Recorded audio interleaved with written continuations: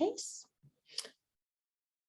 And it's going to tell you the recording is in progress.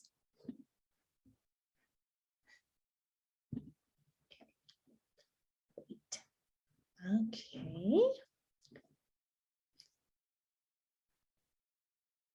Awesome. So yeah, the recording's going now, and we can just get started in a minute. Hi, everyone. I'm Jeanette. I'm the room host for our two wonderful presenters here tonight. And then a quick reminder, as always, if you can have your camera on, that's great. It makes it feel like less of a talking to a sea of blackness. If you can't, that's okay. We understand, life happens. Again, another reminder is the KOTESOL Code of Conduct is in force for everything today. And you can find details on the site, but please be kind, please be respectful, of course. So now that the logistic things are out of the way, I would like to introduce our two presenters here to this. Well, it's evening where I am. I'm not sure what time it is where they are. Morning. Early morning. Early? Wait, what time is it exactly? 7:31.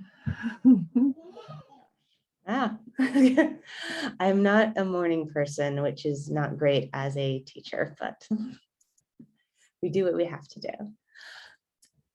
Okay, so tonight we have, or this morning, tonight and this morning, we have with us two presenters. We have Erika Coachman, who is a PhD in applied linguistics, a former visiting scholar at the University of Hull in England, and currently works as an English professor at the Laboratory School of the Federal University of Rio de Janeiro.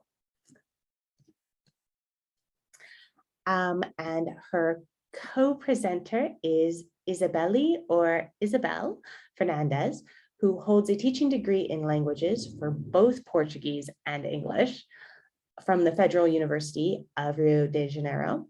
And she's also currently a master's researcher in applied linguistics at the same university, and is a substitute professor of English at the same laboratory school.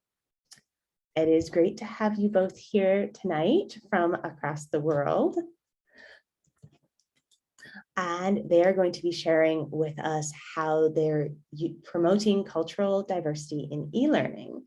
So I'm not here to talk, they are, so I will hand it off to you two. Thank you very much, Jeanette, for your kind introduction. It's a pleasure to be here so far and at the same time so close. Well, today we want to talk to you about a research and teaching project we've been developing at our school.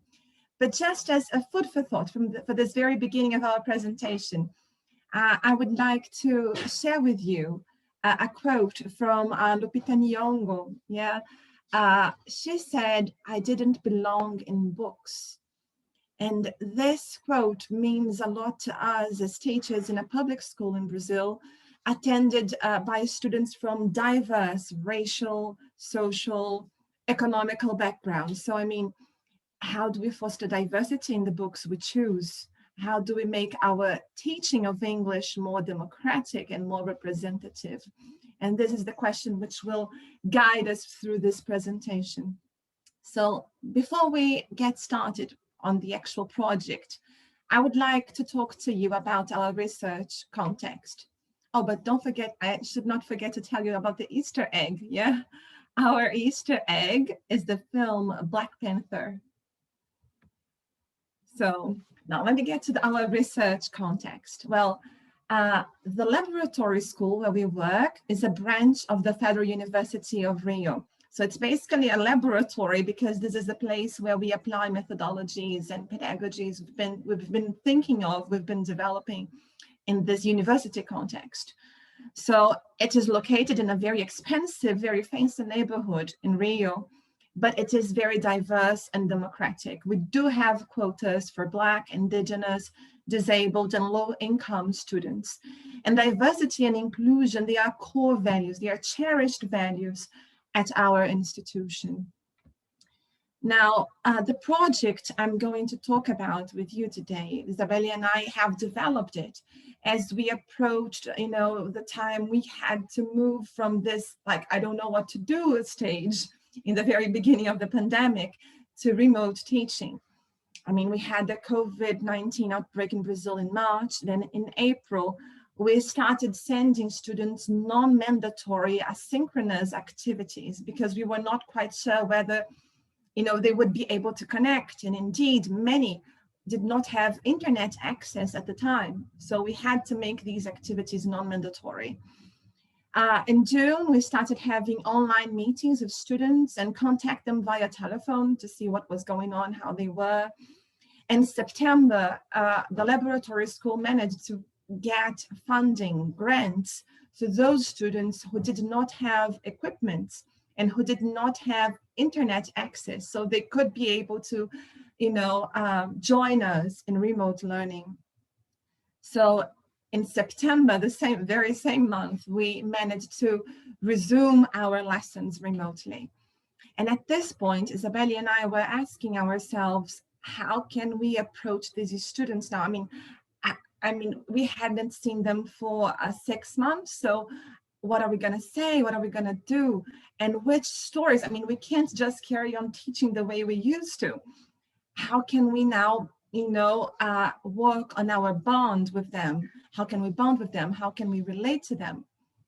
So, and this is where we started thinking about the role of cultural productions and the role of English language teaching in this process.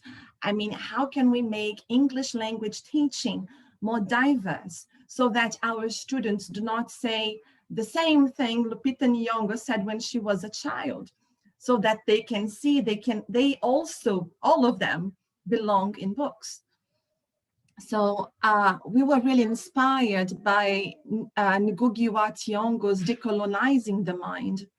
According to this author, colonialism is not something that we have left in our past. It's not something that has been left in history books. In the past, it imposed its control of the social production. It was imposed by military conquest. But nowadays, and back then, colonialism had also to do with mental domination, with dominating the mental universe of the colonized, with controlling how people perceived themselves and their relationship to the world. And this colonialism was precisely what we were trying to avoid and deconstruct in our classroom, especially when students were, their self-esteem was rather low, when their uncertainties were really shaking our universes. So we wanted to avoid this perspective. So what challenges, did we face as we attempted to decolonize English language teaching? Well, first of all, we had to acknowledge that language is historically a battlefield. It is the place where worldviews compete, different worldviews, the worldview of the colonizer, the worldview of the colonized, they are competing. We had also to acknowledge that we are dealing with centuries of epistemicide. So if Lupita Nyong'o said, I felt I didn't belong in books, that is not because Black people did not build cultural heritage. That's not the case, that they do not actually belong in books. But the ideas they have developed, the stories they have created, they have been erased. So that has to do with what Santos and Carneiro call epistemicide. In other words, the obliteration, the erasure of knowledge produced by a given population. Thirdly, we had to acknowledge that epistemicide is also connected to asymmetries that have to do with, in the English language classroom, with an emphasis on British and North American varieties as cultural goods in English language teaching books. when Izabelle and I start teaching sixth graders, that's the level when they start learning English. First day, first question.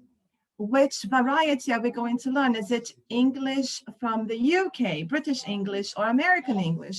As if these were the only options available in our menu.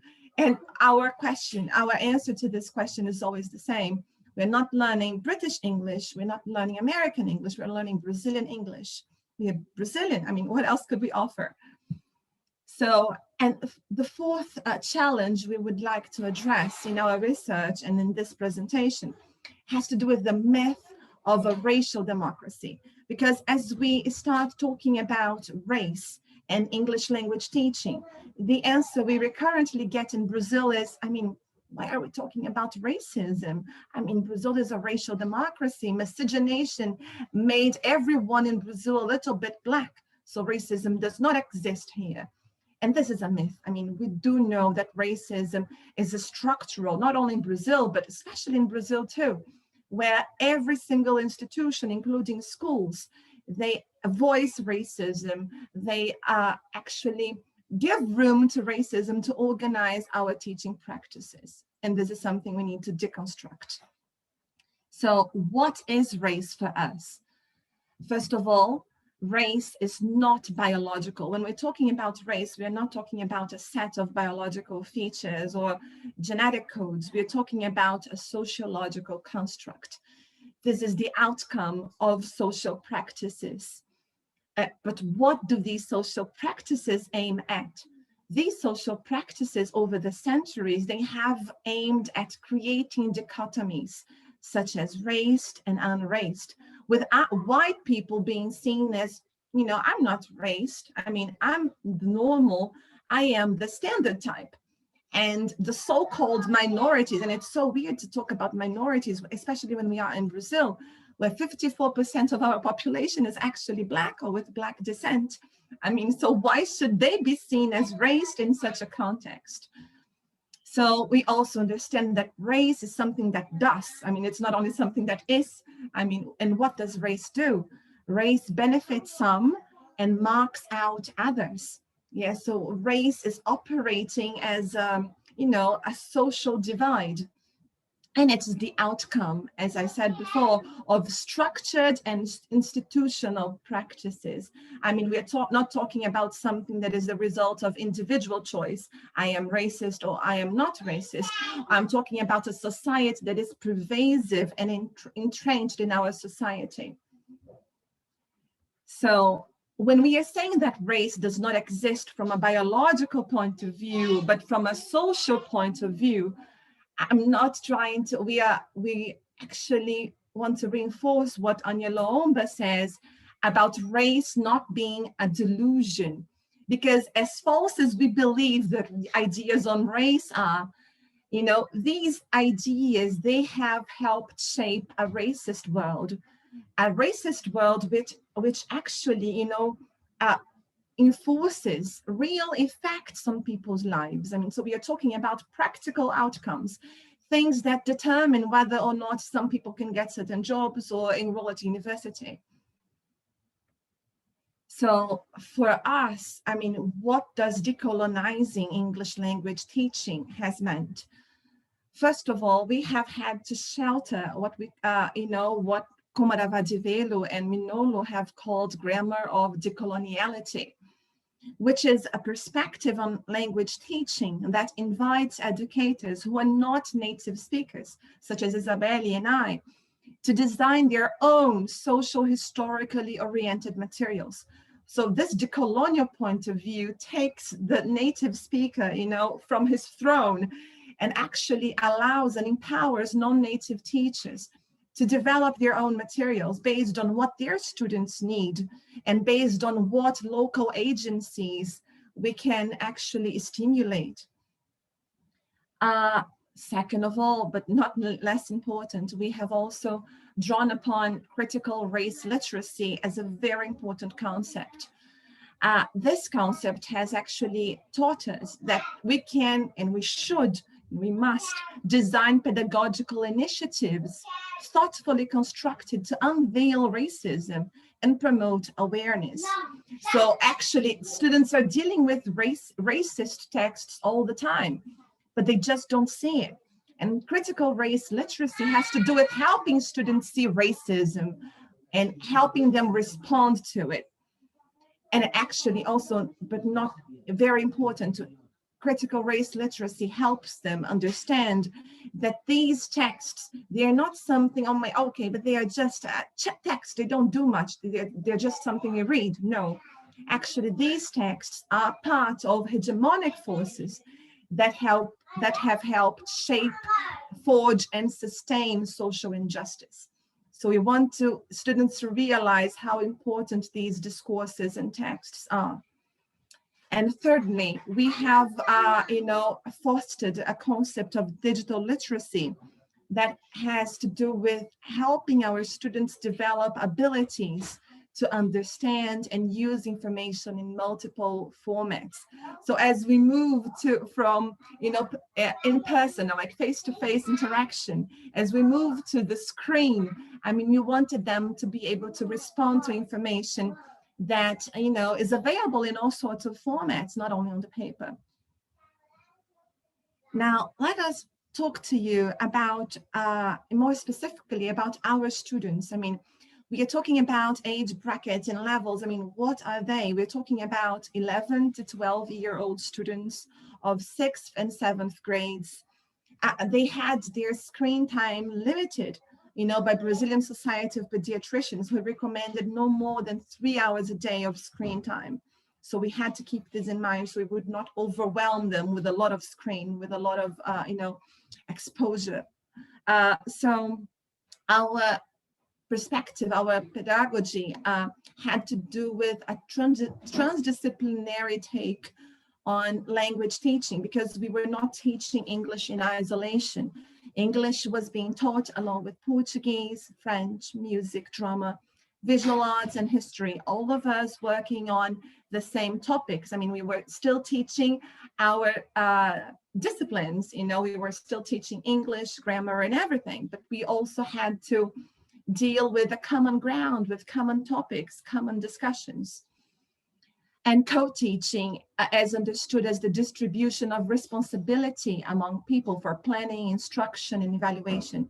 This is how we understood this experience of sharing the same class with, a number of teachers working on different things at the same time.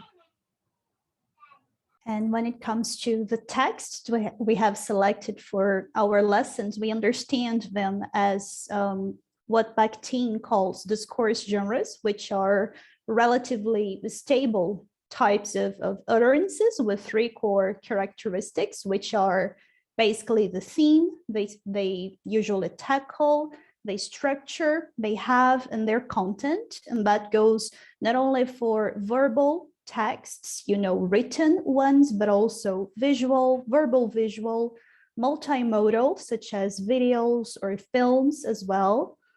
And when it comes to film elements, we can explore elements with our students, such as the soundtrack, the framing of each scene, the type of acting and characterization, which are usually explored, the light, colors, and shadows of the movies, as well as the plot, all of which help to construct meaning in these productions. And apart from presenting our students to the stories we have selected, by the end of each semester, we asked them to write back to those texts, that is contesting the sorts of topics they tackled, criticizing the story. They were also invited to satirize the stories and reconfigure them the way they wished. Now, I know that our time is pretty limited, but I'd like to show you a few activities we've explored with them. For example, after reading the book entitled Zoe, written by the actress and now author Lupita Nyong'o, We asked them to analyze this frame here from an interview in which she introduces this publication to her audience. Then we did a listening literacy activity in which they had to tell if those statements were either true or false. And we explored the types of stories she used to read as a child, what sorts of characters were in those books. She basically talks about her childhood in that interview. And then we asked the children, why did she decide to write the story? And she basically claims during the interview that she wrote such book to give dark-skinned kids a chance to live in a world of imagination and magic as well. Then we explored grammar as well, and the sorts of lexical grammatical construction she used during the interview. And as an outcome of this lesson, we asked them to analyze this image here, which shows crayons, the color flesh. And we asked them, how is it related to Lupita's life? As during the interview, she claims that the very first time she was asked to portray her family in a drawing, she did so as if her relatives were light-skinned. Then we asked them if there's a similar expression in Portuguese, and yes, we do. And we'd like to know if in your languages you also have similar ones as well. And we asked our groups, what effects do expressions like these, color flesh, for example, can have on children? How can they construct their own identities, you know, growing up with that sort of expression? And then after reading an adaptation of the play The Tempest by William Shakespeare, we analyzed the characters' portraits in a film version with them, exploring the main traits of each one. Then we explored some of the lines of each one and the way, especially the character Caliban is constructed. I don't know if you're familiar with the plot, but he's a native of an island, and in this movie version, he is portrayed as a Black man, and he's continually referred by Prospera and Miranda as a monstrous character and a poisonous slave and someone who was not able to speak. So that was something we explored with our students. And then we asked them to rewatch the scene on the movie in which Caliban affirms that the island actually belongs to him, not to the European characters who colonize the setting, but this time paying attention to the characters' voice tones, their gestures, the soundtrack as well. It is a very tense scene, but also a key one for the story. And as possible outcomes of our research, first off, we hope to make our students able to acknowledge that Western societies, as well as their literary and artistic works, are rooted in a long tradition of racialized violence, inequality, and abstemicide. We hope to also engage our groups critically with discourses about race in the literary and movie worlds. We usually explore not only in our classrooms, but also at society at large. And we hope to be able to promote change, playing our role as educators and teachers in the construction of a more egalitarian society. Now, just as a sort of final food for thought, we have some questions for our audience. We are pretty curious, so if you guys can write them on the chat, or if you're able to reach us out later. The first one is, to what extent do you think didactic books in your countries promote critical literacy? And how can you folks educate yourselves on those themes and try to widen your own knowledge on decolonial approaches, for example, to English language teaching? And how could you adapt and create materials, as we've been trying to do, in order to foster critical literacy on decolonization? And is it possible to work with educators who teach other subjects in your context, the way we've been trying to do at our schools? For example, with teachers of French and history, drama, visual arts. You can also reach us out on our emails and social media. We'll be glad to exchange ideas. So thank you very much for watching us today. Thank you. Thank you very much. Thank you both so much for sharing with us today. This was very fascinating. Yeah. Does anyone have any questions for our presenters at this time? We do have a couple minutes before I have to close out and let everyone go. And the only thing for us afterwards is the social, so that is an option as well. But does anyone have a quick question? I have a question. So I'm curious, when you did this in class, did you have issues with parents? I can see the kids being okay with it, but I can see parents being like, why are you doing this? They don't need to learn this. You should be teaching educational things. This is not educational. We haven't had issues so far, but we have had previously with similar approaches to English language teaching. We had parents and students saying, okay, this is not English. I mean, what are you doing? This is not English learning. So whenever we touch upon these very sensitive issues, this is the kind of response we get. So unfortunately, some people do not recognize people. I think it's quite traditional, it's quite conservative, but people tend to think English language learning has to do with learning grammar.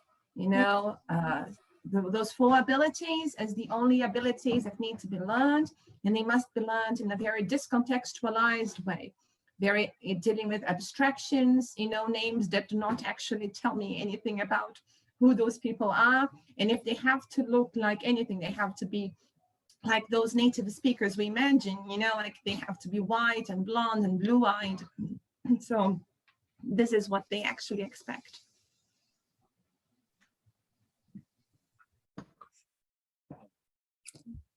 Have you used other texts besides Lupita Nyong'o's book?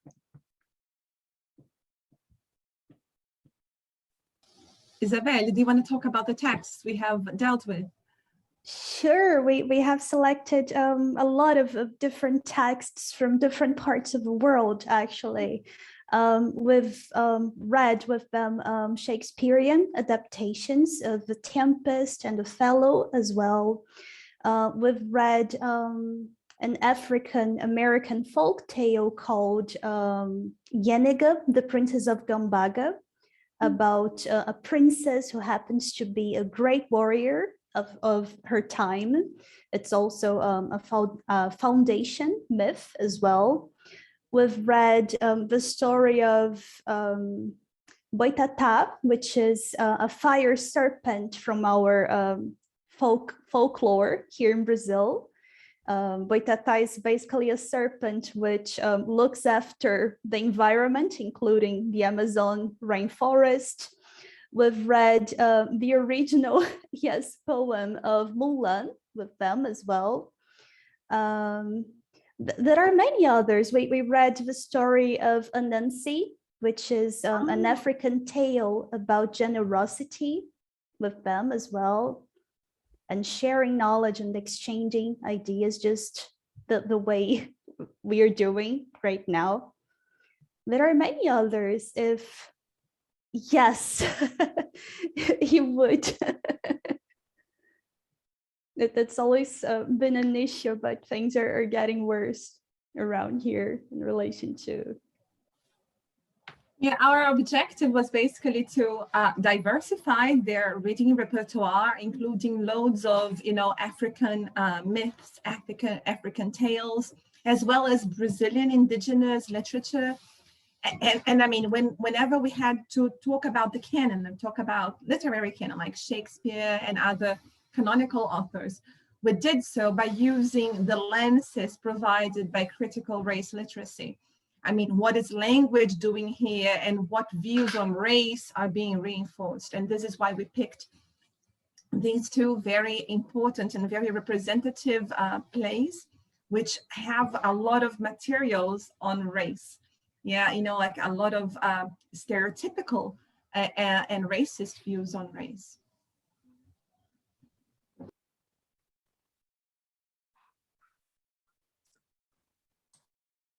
Awesome.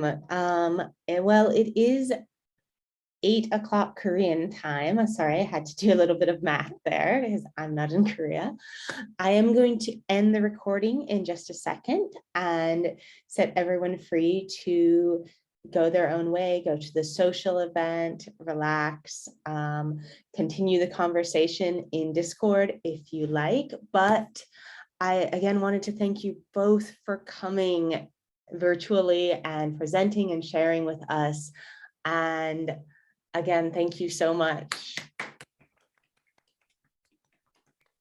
Thank you all. Thank you, Jeanette. Thank you, Anita, for the questions. It's always nice to share and learn from, other teachers who have so much to tell us about their own realities and challenges and strategies. It's been really nice to be here. Oh, thank you so much for sharing with us. I really love this topic. Yes, Thank definitely. you. All right. Hi there.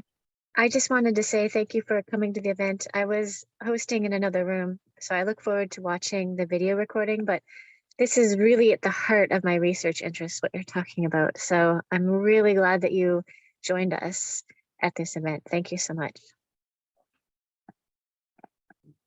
Thank you. I hope we can exchange more ideas virtually soon. Yes. Sure. Very nice. Reach out. There's also a social happening now if you're available in another room. It's on the website. Yeah. Thank you. All right, I'm going to stop our recording and close this room, but I hope to continue talking with everyone here. Bye-bye.